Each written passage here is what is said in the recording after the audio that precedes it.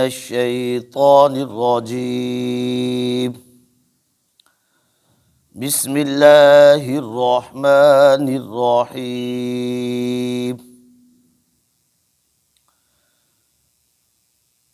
وبشر الذين آمنوا وعملوا الصالحات أن لهم جنات تجري من تحتها الأنهار كلما رزقوا منها من ثمرة رزقا قالوا هذا الذي رزقنا من قبل وأتوا به متشابها وَلَهُمْ فِيهَا أَزْوَاجٌ مُطَهَّرَةٌ وَهُمْ فِيهَا خَالِدُونَ۔ صدق اللہ العظیم۔ سورہ بقرہ آیت نمبر 25۔ لفظی ترجمہ: وَبَشِّرْ، خوشخبری دے دو، الذین، ان لوگوں کو، آمنو، جو ایمان لے آئے، وعاملوا، اور انہوں نے عمل کیے، الصالحات، نیک عمل، ان، بے شک، لہم، ان کے لیے، جنات، باغات ہیں، تجری، بہتی ہوں گی، من تحتہا، ان کے نیچے، الانہار، نہریں، کلما، جب بھی، رزقوا، وہ دیے جائیں گے، منہا، ان باغوں میں سے، من ثمرات، کوئی پھل، رزقاً، کھانے کے لیے، قالوا، تو وہ کہیں گے، ھذا الذی، یہ تو وہی ہیں، رزقنا، یہ تو وہی ہے جو ہمیں پہلے مل چکے، من قبل، اس سے پہلے، وَأُتُوا بِهِ، اور انہیں دیے جائیں گے وہ پھل، متشابہاً، جو ہم شکل ہوں گے، وَلَهُمْ فِيهَا، اور ان جنتیوں کے لیے اس جنت میں، ازواج، بیویاں ہوں گی، مطہرات، پاکیزہ، وَهُمْ، اور وہ، فیہا، اس میں، خالدون، ہمیشہ رہیں گے۔ مطلب خیز ترجمہ: اور اے پیغمبر، آپ ان لوگوں کو جو ایمان لے آئے اور انہوں نے نیک عمل کیے، انہیں خوشخبری دے دیجئے کہ بے شک ان کے لیے باغات ہیں کہ جن کے نیچے نہریں جاری ہیں، جب بھی انہیں ان باغات سے کھانے کے لیے پھل دیے جائیں گے تو وہ کہیں گے یہ تو وہی پھل ہیں جو اس سے پہلے ہمیں دیے گئے تھے، اور انہیں ہم شکل پھل دیے جائیں گے، وَلَهُمْ فِيهَا أَزْوَاجٌ مُطَهَّرَةٌ، اور ان کے لیے اس جنت میں پاکیزہ بیویاں ہوں گی، اور وہ اس میں ہمیشہ رہیں گے۔ اس آیت کا ماقبل کی آیات کے ساتھ ربط: ماقبل کی 2 آیات میں اس بات رسالت کا بیان تھا، جن کا درس کل دیا تھا، اور لیکن اس کی ویڈیو نہ بن سکی اور سامعین منتظر رہے ہوں گے۔ ہم ان کی اس تکلیف سے معذرت کرتے ہیں۔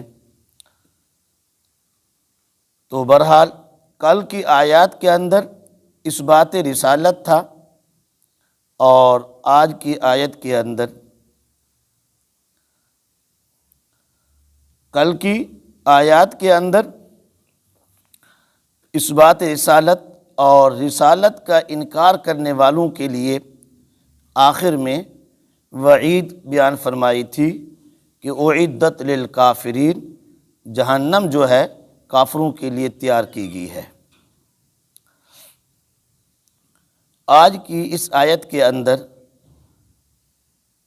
ماننے والوں کے لیے یعنی توحید پر اور رسالت پر ایمان لانے والوں کو خوشخبری دی گئی ہے۔ تو اللہ تعالیٰ نے فرمایا کہ اے پیغمبر، آپ ماننے والوں کو جو ایمان لے آئے ان کو جنت کی خوشخبری سنا دیجیے۔ ان کے لیے باغات ہوں گے، اور ایسے باغات صرف باغات بھی نہیں، ان کے اندر محل بھی ہوں گے، اور ایسا خوبصورت منظر ہوگا جن کے پاس نہریں جاری ہوں گی۔ اور اس جنت کے اندر ان جنتیوں کو ان باغات کے کھانے کے لیے پھل دیے جائیں گے۔ فرمایا کہ جب بھی انہیں کھانے کے لیے پھل دیے جائیں گے تو وہ جنتی کہیں گے یہ پھل تو وہی ہے جو ہمیں اس سے پہلے دیے گئے۔ وہ جنتی یہ اس لیے کہیں گے، اللہ فرماتے ہیں کہ اتو بھی متشابہہ، انہیں ہم شکل پھل دیے جائیں گے۔ ہم شکل کیسے؟ متشابہہ، یا تو جنت کے پھل جو پہلی مرتبہ دیے گئے اور پھر دوسری مرتبہ دیے گئے، پہلی اور دوسری مرتبہ والے شکلاً ایک جیسے ہوں گے، لیکن جب کھائیں گے تو ان کے ذائقے لذتیں مختلف ہوں گی۔ اور یا یہ ہے کہ مفسرین نے بتایا کہ جنت کے اندر جو پھل دیے جائیں گے وہ شکل کے اندر دنیا کے پھلوں کی طرح ہوں گے۔ جیسے دنیا کے اندر سیب ہے، کیلا ہے اور فروٹر ہے، تو فرمایا اسی طریقے سے جنت کے اندر بھی جب انہیں سیب دیے جائیں گے اور کیلے دیے جائیں گے اور ان کی شکل دنیا کے پھلوں کی طرح ہوں گی۔ جب جنتی پہلی نظر دیکھیں گے تو کہیں گے یہ تو وہی پھل ہیں جو ہم دنیا کے اندر ہمیں ملا کرتے تھے، ہم کھایا کرتے تھے، لیکن جب انہیں کھائیں گے تو ان کی لذت اور اس کے اندر ذائقہ جو ہوگا وہ ایسا ہوگا کہ کبھی انہوں نے یعنی کہ اسے چکھا بھی نہیں ہوگا۔ اور دوسری بات فرمایا کہ ان جنتیوں کے لیے ان جنت کے اندر بیویاں ہوں گی، چونکہ اللہ تعالیٰ کی نعمتوں میں سے بیوی کا مل جانا یہ بھی ایک بہت بڑی نعمت ہے، اور اس وقت تک انسان کی راحت اور نعمتیں مکمل نہیں ہوتی جب تک بیوی نہ ملے۔ اور پھر فرمایا کہ جو جنت کے اندر اللہ پاک بیویاں عطا فرمائیں گے وہ مطہرات، پاکیزہ ہوں گی، یعنی ہر قسم کی گندگی سے، ہر قسم کی تکلیف دہ چیزوں سے کیا وہ پاک ہوں گی۔ مثلا بول و براز، ریٹھ، حیض و نفاس اور اس طرح کی ہر طرح کی ایسی چیزیں جس سے انسان کو نفرت آتی ہے، گھن آتی ہے، ان تمام چیزوں سے کیا ہوں گی؟ وہ عورتیں پاک ہوں گی۔ اور فرمایا کہ تیسری بات فرمایا کہ وَهُمْ فِيهَا خَالِدُونَ، جنت کی نعمتوں کو دنیا کی نعمتوں پر قیاس نہ کریں، کہ فرمایا کہ دنیا کی نعمتیں تو آنی فانی ہیں، ختم ہونے والی ہیں، لیکن جنت کی نعمتیں جو ہوں گی وہ کیا ہوں گی؟ دائمی ہوں گی اور ہمیشہ ہمیشہ ہوں گی۔ چونکہ دنیا کے اندر انسان کو جب بھی کوئی نعمت ملتی ہے تو اسے دو خوف لگے رہتے ہیں۔ ایک یہ ہے کہ اگر میں اسے کھاؤں گا، استعمال کروں گا تو یہ ختم ہو جائے گی، ایک تو ختم ہونے کا خوف لگا رہتا ہے، اور دوسرا جو ہے سلب ہونے کا، چھن جانے کا خوف لگا رہتا ہے کہ کہیں یہ مجھ سے نعمت چھین نہ لی جائے۔ لیکن فرمایا کہ جنت کی نعمتیں جو ہوں گی وہ دائمی ہوں گی، نہ ان کے ختم ہونے کا کوئی خوف اور ڈر ہوگا، فکر ہوگی، اور نہ ہی چھن جانے کا کوئی خوف ہوگا۔ لیکن یہ ماننے والوں کے لیے جو خوشخبری دی گئی ہے، اور اس میں یعنی کیا جنت اور جنت کی نعمتوں کو ذکر کیا گیا ہے۔ اتنی بات جو تھی وہ عوام الناس کے لیے تھی۔ اب ذرا ساتھ ساتھ اہل علم کے لیے بھی تو فرمایا کہ وَبَشِّرْ، اے پیغمبر آپ خوشخبری دے دیجئے، بشارت دے دیجئے۔ بشارت کسے کہتے ہیں؟ بشارت کہتے ہیں خوش کن خبر کو، وہ خبر جو انسان کو خوش کر دے۔ عربی میں کہتے ہیں الخبر الاول، فرمایا کہ السار الذی یظہر بہ اثر السرور فی البشرہ، یعنی وہ خبر جو سب سے پہلی وہ خبر جو انسان کو ملتی ہے تو انسان سن کر اس سے خوش ہوتا ہے، اس کی خوشی اور سرور کے آثار اس کے چہرے پر نمایاں ہوتے ہیں۔ بشارت جو ہے فرمایا کہ البشارتوں سے مشتق ہے، تو البشارت اسی کو کہتے ہیں کہ بشارت اس لیے کہتے ہیں کہ جب خبر دی جاتی ہے تو اس سے انسان مخاطب کے چہرے پر خوشی کے آثار ہوتے ہیں۔ لیکن تفسیر جلالین والے نے یہاں بشر کے بعد اخبر نکال کر بتا دیا ہے کہ یہاں مطلق خبر مراد ہے۔ آگے فرمایا الذین آمنوا وعملوا الصالحات، اللہ پاک نے یہ جنت اور جنت کی نعمتوں کا جو بیان فرمایا ہے، خوشخبری دی ہے، ان کو ایک قید کے ساتھ مقید کیا ہے۔ وہ قید کیا ہے؟ ایمان کے ساتھ عمل صالح۔ اگر ماننے والے ایمان بھی لے آئے، توحید اور رسالت کے اقرار کر لیا، توحید اور رسالت کے اقرار اور تصدیق کے بعد فرمایا کہ وہ ساتھ ساتھ کیا کریں؟ عمل صالح بھی کریں گے۔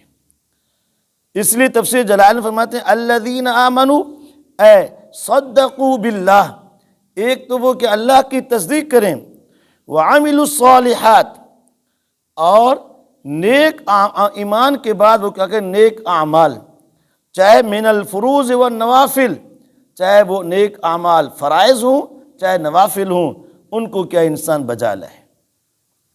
اس لیے کہ ایمان اور عمل صالح کا چولی دامن کا ساتھ ہے، یعنی یہ لازم ملزوم ہیں۔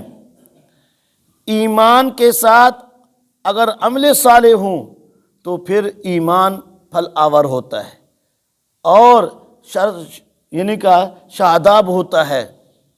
اور فرمایا کہ اگر ایمان کے ساتھ عمل صالح نہ ہوں تو پھر ایمان پھل آور نہیں ہوتا۔ اسی طرح عمل صالح کے ساتھ اگر ایمان نہ ہو تو پھر وہ بیکار ہیں، کسی کام کے نہیں ہیں۔ عمل صالح کے ساتھ عمل صالح ہیں لیکن ایمان نہیں ہے تو پھر بھی یعنی کہ وہ بیکار، کل قیامت کے دن ان کا دنیا کے اندر کچھ فائدہ ہو جائے گا لیکن آخرت کے اندر کوئی اس کا فائدہ نہیں ہوگا۔ اس لیے فرمایا کہ پہلے ایمان اور ایمان کے بعد عمل صالح، عمل صالح کے ساتھ پھر یہ جنت اور جنت کی نعمتوں کا حصول ہوگا۔ اگر ایمان صرف ہے، عمل صالح نہیں ہے، اگرچہ ایمان جو ہے وہ جہنم سے نکلنے کا ذریعہ بن جاتا ہے، بن جائے گا، یہ ایمان کی وجہ سے مومن جو ہے وہ ہمیشہ جہنم میں نہیں رہے گا۔ جیسے کل میں نے عرض کی تھی کہ بدعمالیوں کی وجہ سے جہنم میں جائے گا، لیکن سزا پانے کے بعد پھر اسے نکال لیا جائے گا، اتنا ایمان کا، نفس ایمان کا فائدہ ہوگا۔ لیکن دخول جنت، دوام جنت کے اندر رہنے کے لیے اور حصول نعمتوں کے لیے ساتھ ایمان کے ساتھ عمل صالح ضروری ہے۔ اور آگے فرمایا کہ جنات لہم جنات، ان کے لیے باغات ہوں گے۔ تو میں نے بتا دیا یہاں صرف حدائق ذات شجرہ، ایسے باغات جو درختوں والے ہوں گے، والمسکن، اس کے اندر صرف درخت ہی نہیں ہوں گے بلکہ محل اور قصور ہوں گے جس کے اندر انسان سکون سے رہے گا۔ فرمایا تجری من تحتها الانہار، جاری ہوں گی اس یعنی کا باغوں کے نیچے نہر، محلوں کے نیچے نہریں۔ تو تحت فرمایا کہ تحت اشجارہا و قصورہا، یعنی ان کے درختوں کے پاس ہے، ان کے محلوں کے پاس نہریں جاری ہوں گی۔ یہاں الانہار یہ جمع ہے نہرن کی، اور نہر اصل میں کہتے ہیں کھودنے کو، حفر یحفر سے کھودنا، جیسے اس نہر کا معنی ہوتا ہے کھودنا۔ فرمایا کہ نہریں جاری ہوں گی، حالانکہ چلتا جاری تو پانی ہوتا ہے، نہر تو نہیں چلتی، پانی چلتا ہے۔ تو فرمایا کہ نہر تو کہتے ہیں الموضع الذی یجری فیہ الماء، وہ جگہ جس کے اندر کیا پانی چلے اسے نہر کہا جاتا ہے۔ لیکن یہاں جرا کی جو نسبت انہار کی طرف کر دی گئی ہے یہ مجازن ہے، چونکہ عام طور پر ایسے ہی بولا جاتا ہے کہ پانی چل رہا ہو تو کہتے ہیں نہر چل رہی ہے، اگر پانی بند ہو کہتے ہیں نہر بند ہو گئی ہے۔ تو عام طور پر اس کی چلنے کی نسبت نہر کی طرف کر دی جاتی ہے، تو اس لیے مجازن اس کی یہ نسبت ہے۔ فرمایا کہ کلما رزقوا منہا، جب بھی انہیں رزق دیا جائے گا، اے اطعموا من تلک الجنات، یعنی ان باغات سے وہ کیا جب بھی کیا کھائیں گے، تو اس وقت یہ کہیں گے جو میں نے آپ کے سامنے بیان کر دیا ہے۔ تو دعا فرمائے اللہ تعالی ہم سب کو قرآن پاک سمجھنے اور اس پر عمل کرنے کی توفیق عطا فرمائے۔